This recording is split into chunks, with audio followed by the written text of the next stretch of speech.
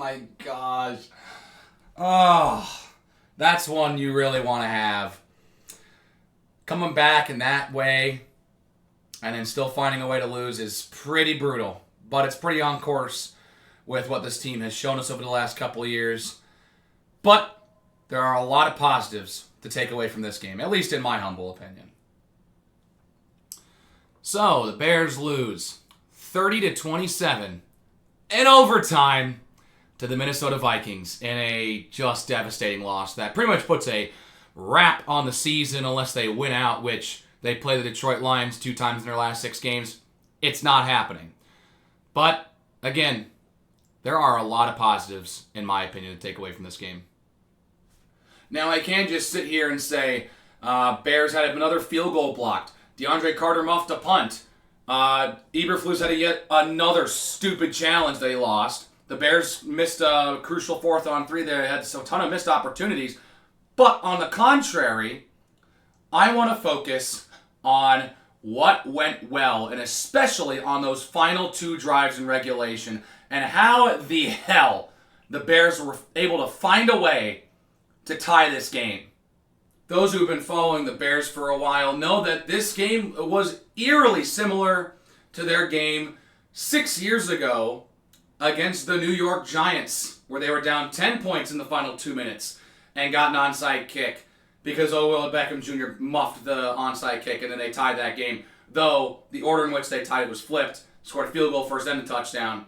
But regardless, I don't know how. With all the garbage that went on in that game, I have no idea how the Bears were able to come back and force overtime. And that in itself, you got to give props to that offense for doing that. The defense, yeah, they let up 30 points, but honestly, this shows the strength of the secondary in the sense that Justin Jefferson was almost a non-factor, but it also shows the strength of the Minnesota offense because Jordan Addison just absolutely cooked this secondary all day long. And that was because everyone was so focused on covering Justin Jefferson, which they did. He only had 2 catches.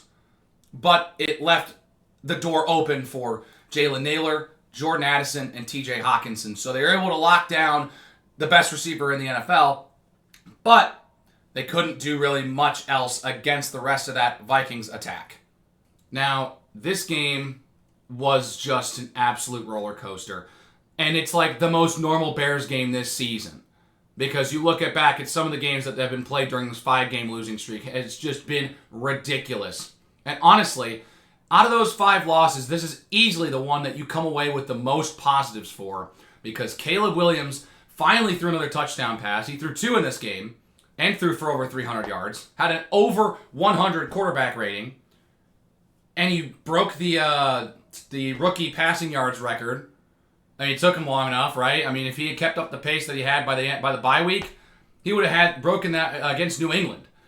But doesn't matter. He broke it now, and he gets a chance to go ahead and set a new record that probably won't be broken because the Bears are probably not going to get a better quarterback than this. But there's a lot of positives, especially from the quarterback, which is something you don't say that often about Bears games. Caleb Williams had a couple moments in this game. Missed a 4th down completion to Keenan Allen. That was just a total execution problem. They were sending out Cairo Santos. They forced him to come back on the sideline. And the play just seems a bit hurried.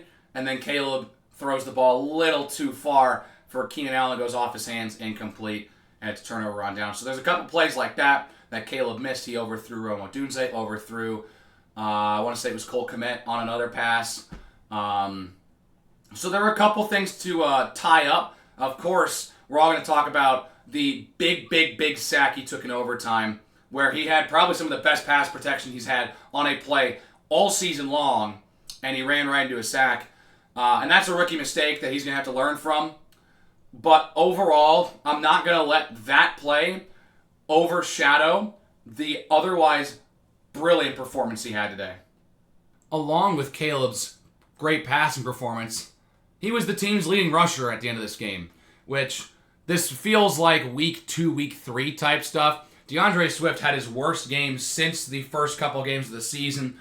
Really struggled, couldn't find a way through gaps, was taking a couple losses on plays, averaged just over 2 yards a carry, 30 yards total on just 13 total carries. He struggled in this game. And the Bears responded by throwing the ball a lot. And Caleb Williams threw 47 times in this game. There are a couple plays I want to highlight from Caleb Williams here. 4th down scramble. Jumping over a defender to then get to the outside and pick up a first down. I think then he scrambled for another first down on like a 3rd and 8. Was able to get to the outside and do enough to pick up a first. Couple of big-time throws. Threading the needle in between 2 Vikings linebackers. The broadcast couldn't even believe that pass wasn't tipped by Andrew Van Ginkel. Keenan Allen makes the catch, and that's probably the most yak he's going to get all season long with there just being no one behind those 2 linebackers. Absolute beauty of a pass. And then, I think it was 2 plays later, Caleb Williams escaping the pocket, running to the sideline. He throws it up, and I'm pretty sure I'm in the boat. Like the majority of other people watching this game, I thought that throw was a throwaway. I thought he threw it out of bounds. Nope. DeAndre Swift able to track it down and catch it. I don't know how that pass is able to hit, but that's one of the best throws, maybe the best throw Caleb Williams has had all season long. Big time throw, and the Bears ended up scoring a touchdown on that drive, which was set up by a fumble at the hands of Aaron Jones on the 1-yard line, in which Jonathan Owens tore it right out of his hands and just stole it. So talk about a great play from what is the 3rd string safety on this roster, getting the call up to start after Elijah Hicks went down with an injury. Big time play. Almost got another interception, but his interception was called back by a penalty. Now, after the Bears scored their first touchdown of the game, which, by the way, was the first time the Bears had scored first at all this season. It's game 11, and the Bears scored first in a game for the first time this season. Ridiculous. And they almost let up a touchdown on the other end, but Jonathan Owens saved the day there. They score first, they then surrender a touchdown, and the Bears offense really struggled for the rest of the half. Only got a field goal at the end of the half, and then struggled in the 3rd quarter. Couldn't get too much going. That middle portion of the game was where the offense was trying to find its footing. The Vikings defense was winning that tug of war, getting pressure, but it didn't feel like Caleb Williams was completely frantic on every other play. Like he was having to pull off a lot of escapism and elusiveness to get out of sacks. He did take 3 sacks today, but it did feel like the protection was pretty good for the most part in this game. And when it wasn't, Caleb Williams already had the ball out. So I think there was a lot to take away from that. Sorry, guys, that's my alarm, not yours. I had to go do something after I finished recording, so back to your regularly scheduled reaction video. Now, in that stretch, Caleb did have a couple misses, couple drops. One from Cole Kmet that stands out on a 3rd down. That one really stinks. But overall, it felt like just Bears weren't able to move the chains very much. And they just kept giving the ball back to the Vikings, who then kind of built this lead. I think the big point where I think a lot of people really were out on this team and on this game specifically was when DeAndre Carter muffed a punt. That he waved everyone off to back away. Ball bounces right in front of him, hits him right here, on the inside of the thigh. Vikings recover, and it's a short field. They take it for 6. And Aaron Jones put it in. Vikings got a big lead. They went up 14. The Bears finally woke up in the 4th quarter. Caleb Williams threw his first touchdown pass since week 6 on a quick screen to DJ Moore. He put it in. Nice little play. Which, by the way, the screens to DJ Moore since Shane Waldron was fired have been working so much better. Because guess what? We have blockers on these plays. The receivers are blocking for DJ Moore, and so he's able to use his athleticism to maneuver around the complicated blocking scheme and avoid tackles. He took it in for a touchdown on this case. And then a really puzzling decision, which I thought was really stupid at the time, and I still think is really dumb. Why did you go for 2? Why'd you go for 2? You were down 14. You didn't shrink the lead down to 7. I understand you want to get the 2 points there so that an extra point on your next touchdown gives you the lead, but you're not there yet. You're not there yet. Don't start trying to think about when we score. I understand it's the confidence of when we score next. But I don't like the decision, especially because they didn't get it. And it kept the game at 8 points, which then shortly after, the Vikings were able to kind of kill the clock, move the ball down the field, kick a field goal to go up 11 points. And at that point, I was like, well, they tried. Couldn't finish. Couldn't really claw their way back in it. But that's when the football gods decided to show mercy on the Chicago Bears for once this season. DeAndre Carter, after a muffed punt and a rough day so far, takes a kickoff return and takes it almost all the way, tripped up down at the Viking 40. A phenomenal kickoff return, nearly took it to the house, and it set up the Bears in a very, very manageable situation to try and go down and score a touchdown. And part of me is just watching this, I'm like, you know what? Good return. Bears can see what the offense can do in this scenario with, down 2 scores. You don't have any timeouts, We'll see what happens. Caleb can lead another drive. I'm leaving this game with a lot of positives.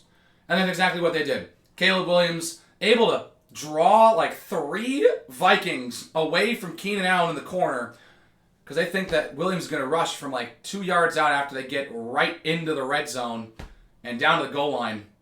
And then Caleb Williams just floats it right over them, and Keenan Allen's just sitting wide open in the corner. It is a bit underthrown, so he has to kind of like corral it, but able to corral it. I mean, he's been in the NFL for how many years? A long, long time. He's going to catch that. And he did. Touchdown. Caleb Williams threw 2 touchdowns today, which is more than any other game since the bye. I mean, and the fact that we were finally able to kind of move the ball down the field in a passing way, and we were able to use the passing game on the goal line, because that's part of it as well.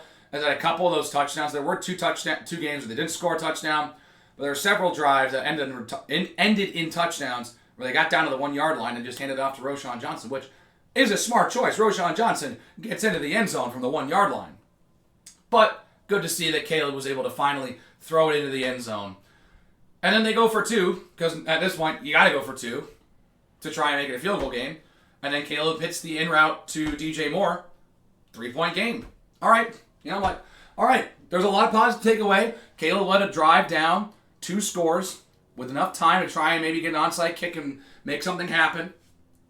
And then the onside kick happens. Cairo Santos has the ball fly off the tee because it's windy. Well, go figure, it's Chicago.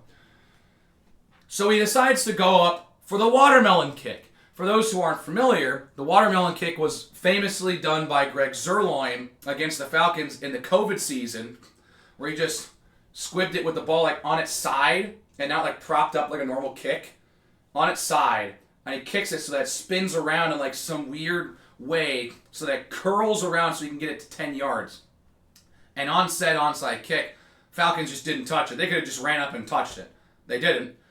But on this onside kick, it was different. It wasn't like everyone just sitting there watching, waiting for it to get to 10 yards and then pouncing on it. It was everyone kind of shoving each other to try and get positioning for this kick. And it hits off the back of the leg of Johnny Munt. And it's a mad scramble for the football. And Moore drops on it. Granted, it wasn't DJ Moore, it was Tarvarius Moore. But he was wearing 30, which, for those unfamiliar, and the longtime Bears fans will know, that the Bears used to have a corner named DJ Moore who wore number 30. And so Tarvarius Moore jumps on it.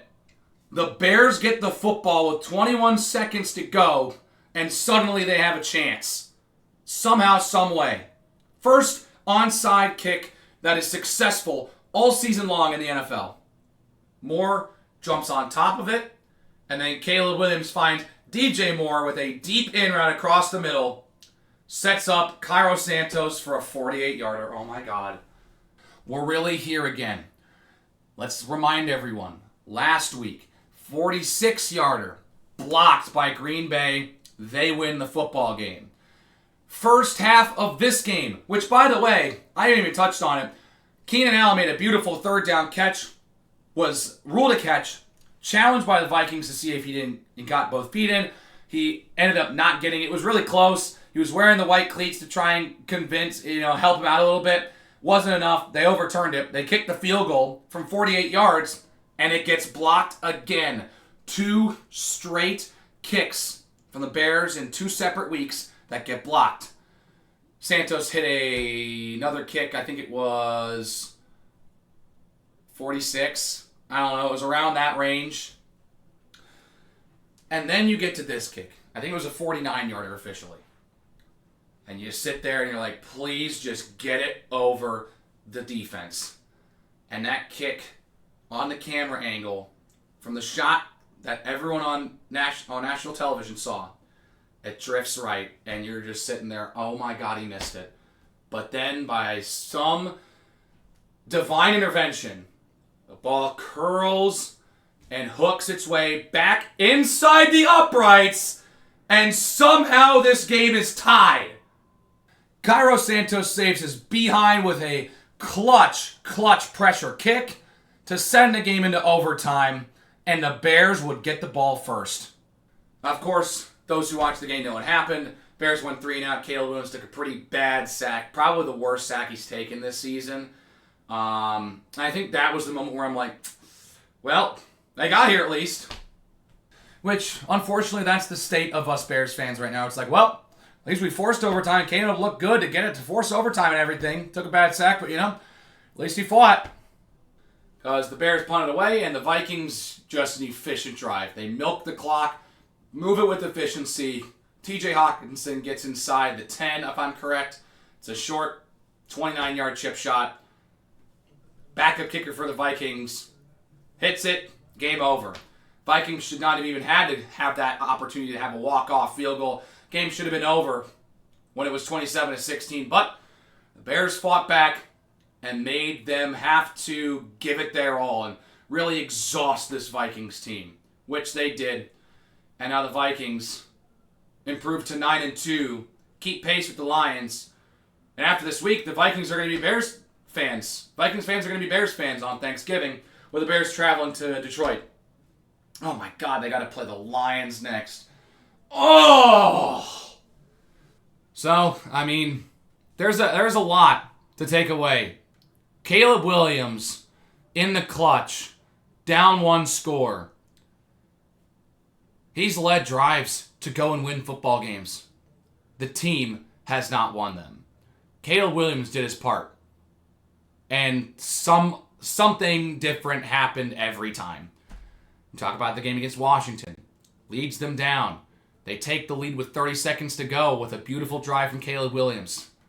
Let up the Hail Mary. Against Green Bay, down 1 point in a position that not a lot of Bears quarterbacks have succeeded. Down 1 score, you need to drive down the field, whether that be a field goal or a touchdown against the Packers. Regardless, Caleb Williams led the Bears down the field in position to kick a game-winning field goal. It gets blocked. And then you have this game. Just a ridiculous way to try to claw his way back in after being down 11 points with under 2 minutes left in this game. To force overtime is impressive on its own. The last quarterback to do something like that was Chase Daniel. Chase Daniel was the quarterback in that Bears-Giants game. Trubisky was hurt. Daniel was the one that led those 2 drives to tie that game against the Giants. And I think the score ended up being the exact same. 30-27, Bears lose. It's now the 4th straight overtime game that the Bears drop. And the last Bears overtime win, if I am not misremembering this, was all the way back in 2017 in Mitch Trubisky's rookie season, and just I think it was actually his first career start on the road in Baltimore against the Ravens, where they won in overtime on a Connor Barth field goal. Oh, Connor Barth. Oh, so glad he's not on this team anymore. God, he was awful. This is one of those things where it's like, dang, they should have had it. But it's not like completely devastating. It felt like the game was lost in the second quarter when Keenan Allen had that wonderful catch that got overturned, and then the ensuing kick was blocked. And then the Vikings scored a touchdown in like 2 plays to take the lead or whatever. That is what... and then the offense then struggled for the rest of the second quarter and most of the third quarter. So it felt like that play getting overturned was what sealed the deal. And you're like, well, that sucks. But at least it was in the second quarter and not with 5 seconds left where they had a catastrophic meltdown. But, they fought back. And they had resiliency. And there's something to be said about that. Despite every single effort Matt Eberflus had put in front of the Bears to choke away this game, they found a way to come back and tie it. But I don't want to give Matt Eberflus the satisfaction of winning this game.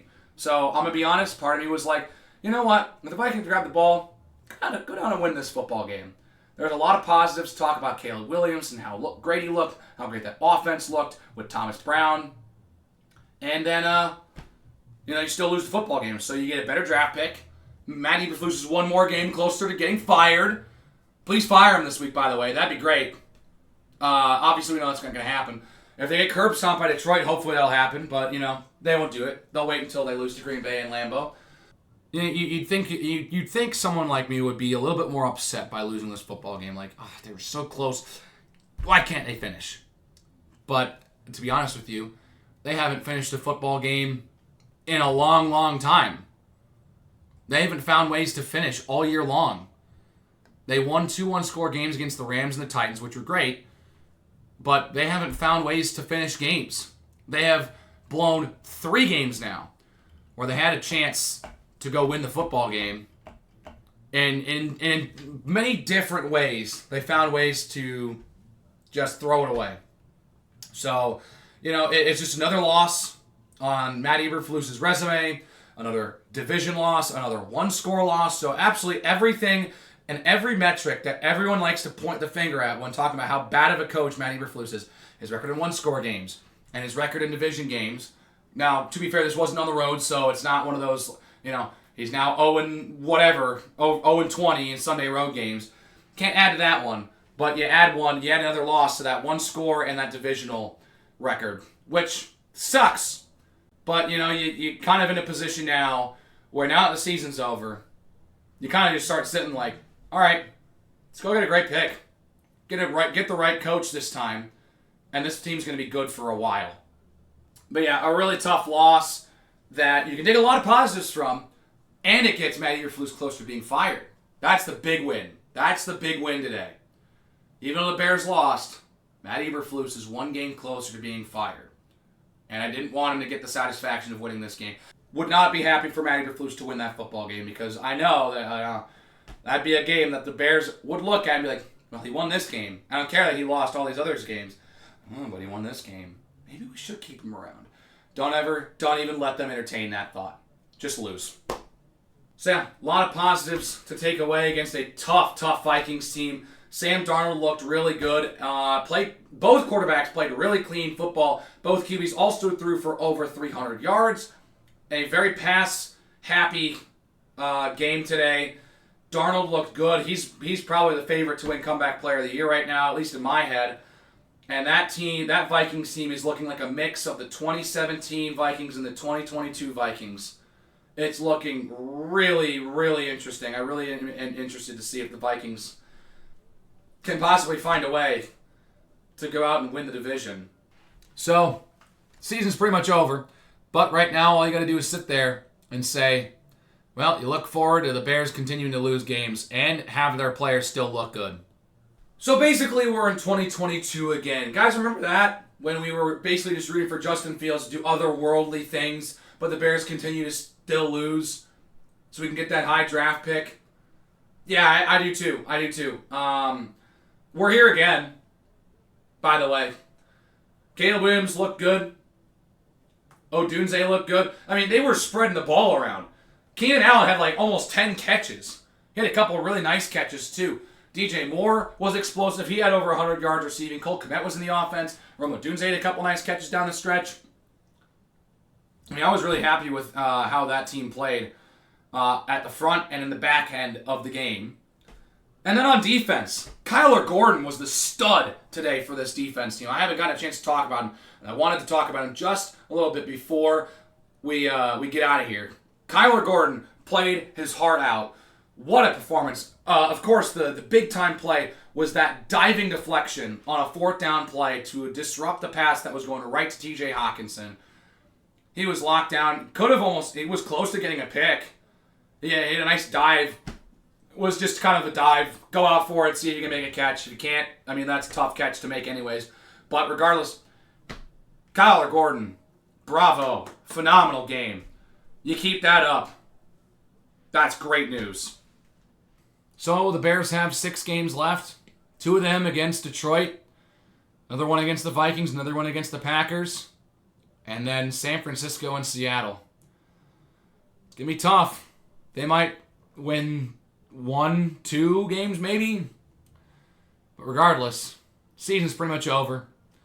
Start thinking about September next year and what the Bears can possibly do then with Matt Eberflus gone. Just I cannot wait for Black Monday, as NFL fans call it, the first Monday after the NFL season ends, when all those head coaches get fired at the end of the season.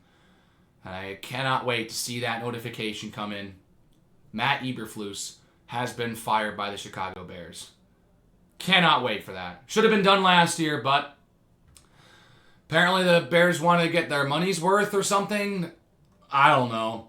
Didn't work out. And they're going to repeat the cycle. So we're hoping that doesn't stunt Caleb's development too much. Because if we fire Eberflus, I'd like to keep Thomas Brown around as the offensive coordinator so he doesn't have to learn another offensive system.